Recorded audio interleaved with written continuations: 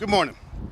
So pleased to host colleagues, industry leaders, community leaders, and our news media right here in Susquehanna County.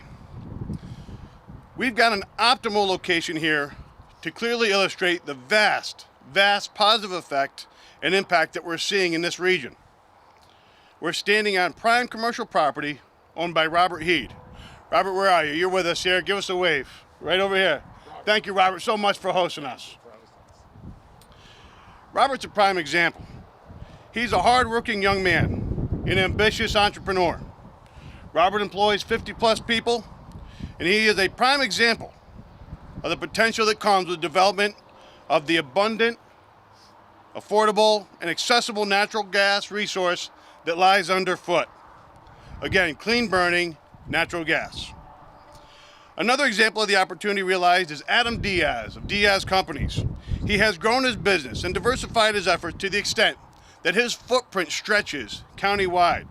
Adam employs 150-plus people.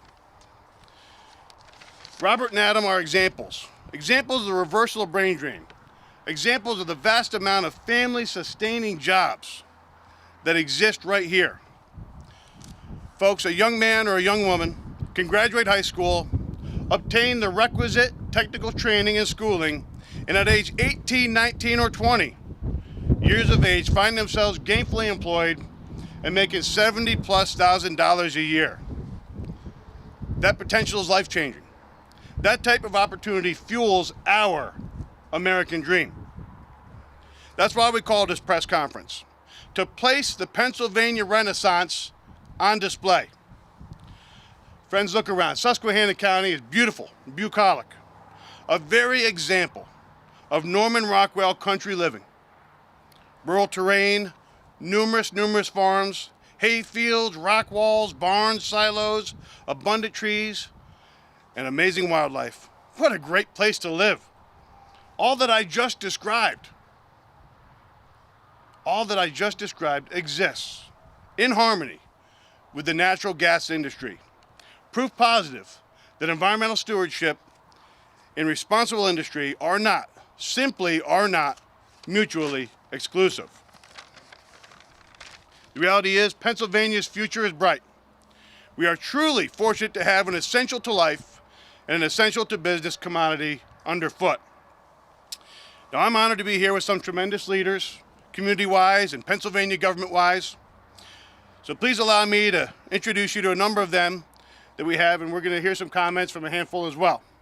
We have Speaker of the House Mike Turzai, Senator Lisa Baker, Representative Tina Pickett, Representative Aaron Coffer, Representative Joshua Kail, USDA State Director Kurt Cocadrilli, Susquehanna County Commissioner Alan Hall, as well as Susquehanna County Commissioner Betsy Arnold, and our good friend, Executive Director of Progress Authority, Tony Ventello.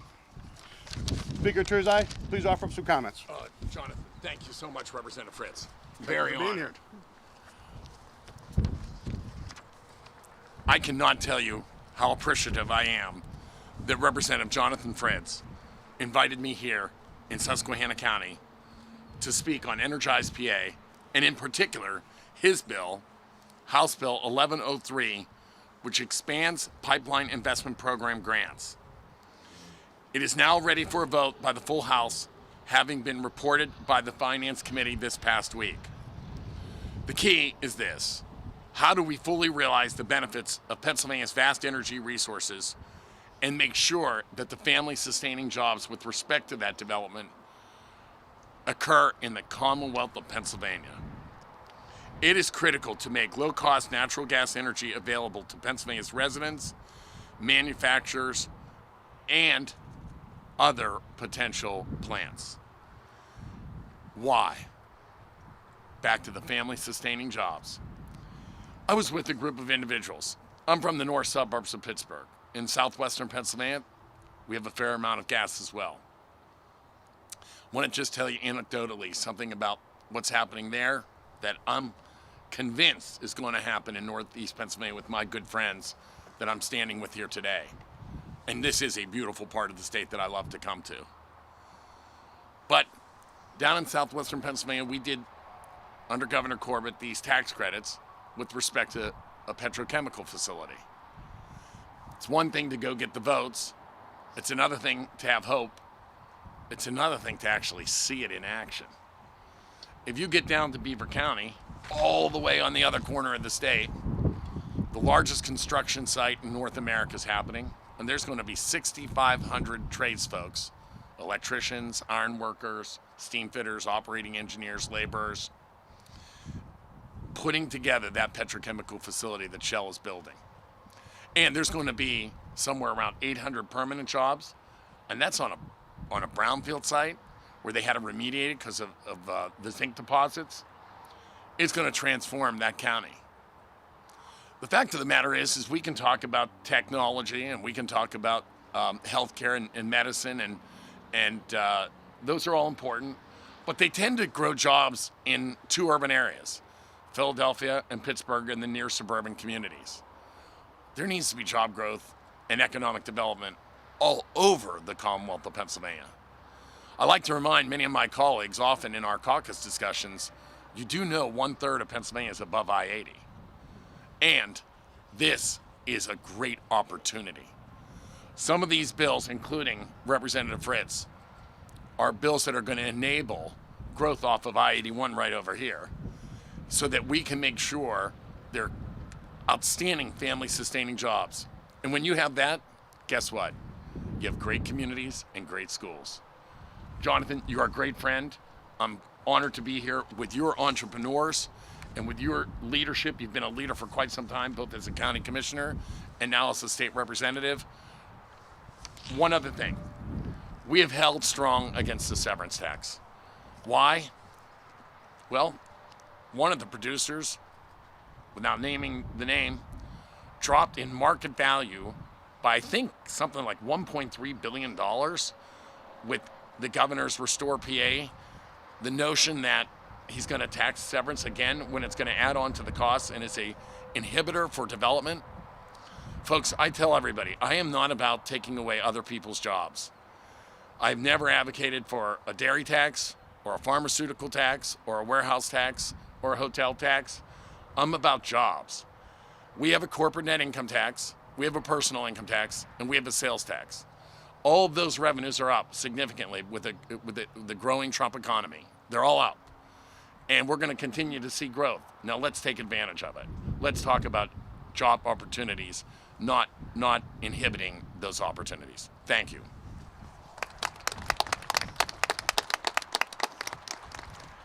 Superb. Thank you, Mr. Speaker. Senator Lisa Baker. Good morning, everyone. Welcome, Speaker. It's great to have you here in Susquehanna County, and it's great to be joining community leaders, business leaders, township officials, residents of this region to put a spotlight on an initiative that we're building upon. And the PIPE initiative was Senator Jean Yaw's initially, and kudos to you, Representative Fritz, for recognizing the impact that it has already had. Gina Sudam is here from Wyoming County, and Mary Beth Wood is here from WEDCO. Two entities that have benefited from the PIPE initiative. We are looking at Wyoming County expanding natural gas to not only hospitals, schools, businesses, and residents. It will transform that community. And the same can be said about what will be occurring in Waymart moving forward to WEDCO's business park. We know that having access is really important, and providing that last step to enable that to occur is really smart business, and I want to congratulate you on that. To Aaron Coffer for your initiative on the tax credit, very important component.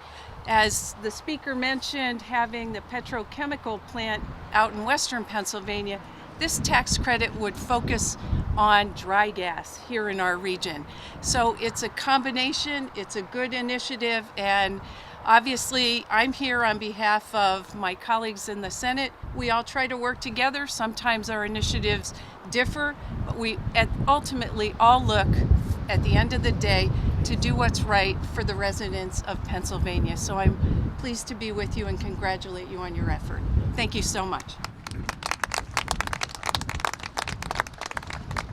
Thank you, Senator Baker. Up next is a good friend of mine, a new member of the House, Representative Josh Kail. He's got an exciting story. Good man. Thank you, Jonathan. I appreciate you having me here, allowing me to speak. The hospitality that you showed me this past couple of days. My wife and I and our 6 kids came up here Wednesday, and John told us places to go in Wayne and Susquehanna County, and it is gorgeous. It's the first time that we've been up here, and I'm looking forward to coming back. If you ever have the opportunity, and I'm sure many of you have had, to eat at the Red Rock Barbecue, I highly suggest it. It is wonderful, and that is not what I'm here to talk about, but it is fantastic.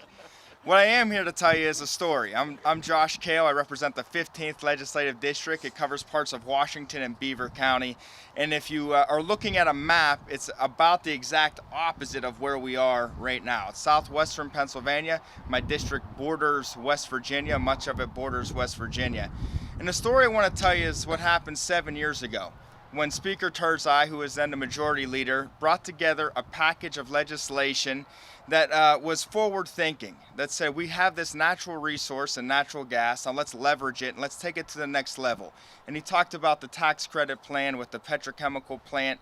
Well, fast forward 7 years, and that is in my district. It's a $7 billion investment, $7 billion. In downtown Pittsburgh, $7 billion can get you between 20 and 30 skyscrapers. And that's being built right in rural Pennsylvania, right outside of the Pittsburgh area. This summer, there's going to be 6,500 people building the plant. There's also going to be hundreds of family-sustaining, generational family-sustaining jobs once the plant is up and ready. The economic impact around the plant is also dramatic. Beaver County went from having 4 hotels to 31 hotels in the last 10 years. And that's based off of the plant being there and also what's going to come from the plant. Local restaurants, local businesses have seen their best years ever because of the activity. It is fantastic. For an area that has seen a lot of its kids leave, it is fantastic to see jobs come back, generational family sustaining jobs. And if you look at this legislative package that we have, that's really what it's all about as well. It's about leveraging the resources that we have, but not just in Western Pennsylvania, but also in Central Pennsylvania and Northeast Pennsylvania. You know, I grew up one of 7. I have 6 siblings, and growing up, and it was probably similar for a lot of you, I was told that if you want to maximize your potential, if you want to seek your opportunity, you have to leave Pennsylvania. And today I have siblings that are across the country, Texas and Louisiana, Atlanta, and they left the area because the jobs weren't there. I have 6 kids myself. I'd like to see a day when they graduate high school or college or trade school, whatever it is that they decide to do, that they'll stay right here in Pennsylvania. And that's really what this legislative package is about. It's about keeping our families together by facilitating generational family-sustaining jobs. And I'm so pleased to join up with leaders from the northeastern part of the state that have the same vision, like Representative Fritz and Representative Kaufman and Representative Pickett. And it's really a pleasure to be here, and I appreciate you giving me the opportunity to say a few words.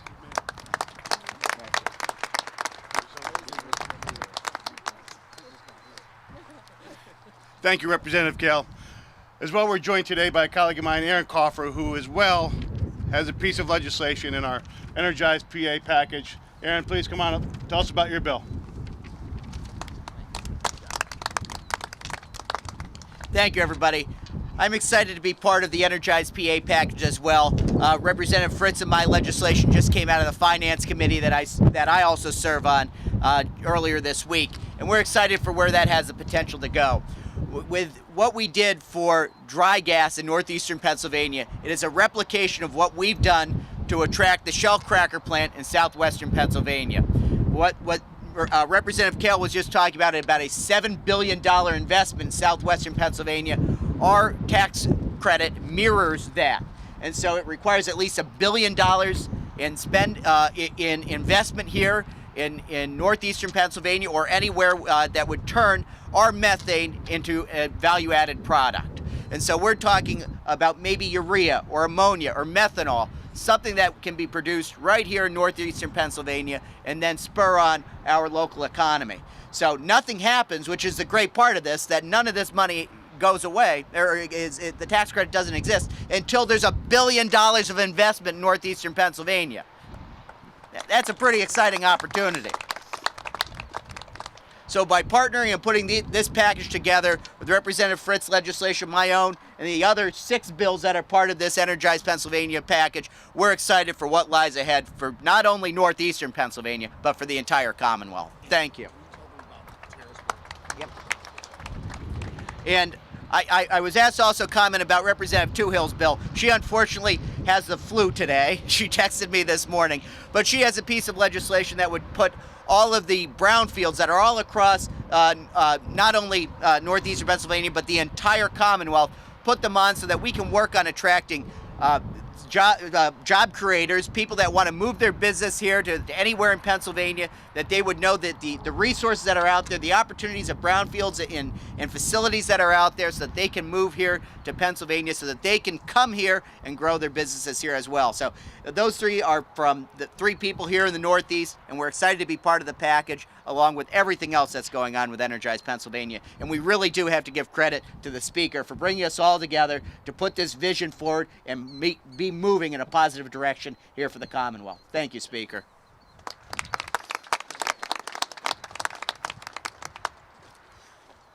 At this time, I'm going to bring up a Susquehanna County Commissioner and a good friend, Alan Hall, who's going to share with us some of the tremendously positive effects of the Act 13 monies that Susquehanna County is realizing. Thank you, John.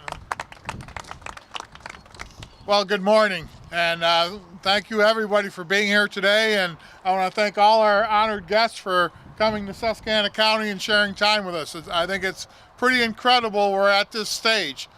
But the Act 13 funding has done tremendous things throughout our county. Our municipalities have been able to pay off debt. They've been able to get equipment they much needed, build buildings without raising local taxes. It's been a huge benefit to all the local communities. At the courthouse, we've done some fantastic things. It's allowed us to retire over $13 million of debt we had in our pension fund. We're one of the few counties in the state that has a pension fund that is fully funded and supports itself. It's unremarkable. Thank you. We're also a county that has no debt. We have 0 debt. We have no loans at the bank, no long-term debt, no capital debt. Everything we pay for with cash, which is pretty amazing also. We've taken a building and our facilities and invested over $10 million into upgrading our facilities, making them handicap accessible.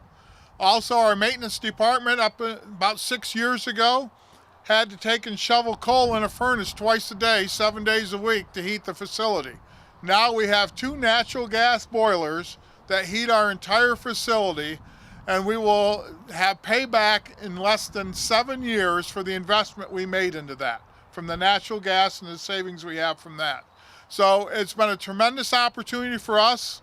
We look at the opportunities for the communities and what it's done, the landowners, the money that's come back to them in royalties and bonus payments, over $2 billion, which is pretty amazing for Susquehanna County when you stop and think about it.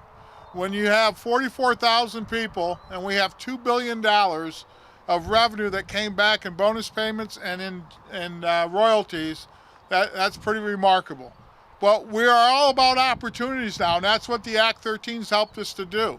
With what we've been able to do in our municipalities with this money, we've been able to improve parks, we've been able to improve municipal roads, bridges, ditches, all kinds of things to help the communities without raising taxes, which has been pretty amazing for our entire population that we have in Susquehanna County.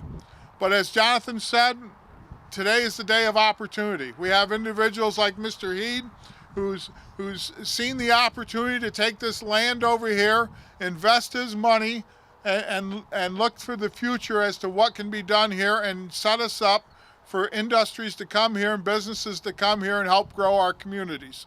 So we're looking forward to that. And on behalf of the county commissioners, I want to thank Robert, and of course, as Jonathan said, Robert's like the poster child of what can happen in Susquehanna County. People say there's no opportunities, kids graduate school, they can't do anything, there's no jobs. Here's a perfect example of an individual with a good work ethic that has grown to the level that he has with the number of employees that he has, and will continue to grow and have a large corporation by the time he's done. And we're in full support of Robert and his dreams that he has here, and we hope that everybody in the community will help support him also. So again, thank you all for being here.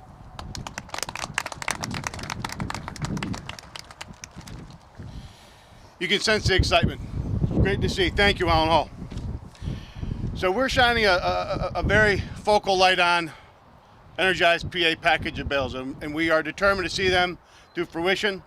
So I'm going to speak to very quickly House Bill 1103, which is known as the Pipeline Investment Program, or PIPE, expansion legislation.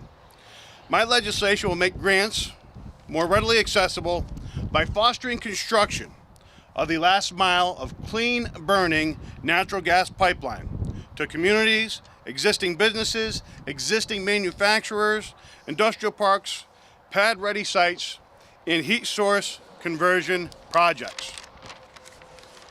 And I'm going to close with some warranted thoughts, some warranted points. First off, thanks to the increased transition to natural gas for power production, greenhouse gas levels have declined by double-digit percentage points in the last 10 years. It's irrefutable. Next, numerous studies using 10 years of aggregated data proves that natural gas development has had no discernible impact on our water. The water flowing from wells in our waterways is just as clean and pure as it ever was. Any reports otherwise are just plain false. As well, some of my southeast-based colleagues speak to the industry-scarred terrain in Susquehanna County. Well, why don't you all do me a favor? Take to a country road or two and see for yourself. See for yourself just how beautiful and undisturbed Susquehanna County is. Any reports otherwise are just wrong. And lastly, certain government officials in Pennsylvania want to take action and introduce additional taxes that will deter further growth of this industry in our Commonwealth. That pain will be felt by thousands of workers and thousands of ancillary businesses that provide support. Reality is, friends, other states are already eating our lunch. While we consider action that makes us increasingly uncompetitive, they adopt policy that fosters expansion of business and responsible industry. We too frequently paralyze business with red tape, while other states roll out the red carpet. Friends, we are at a critical crossroad in Pennsylvania. For the well-being of today's workers and the next generation workforce, I urge us to take the path to prosperity, embrace business, and embrace responsible industry. Thank you, friends. Thank you all for being here today, and happy to field any questions. Thank you, everyone. Thank you, everyone. Any questions? Well, I know myself and some of my colleagues will be available if anybody's looking for any comments. Thank you again, everyone, for being here today.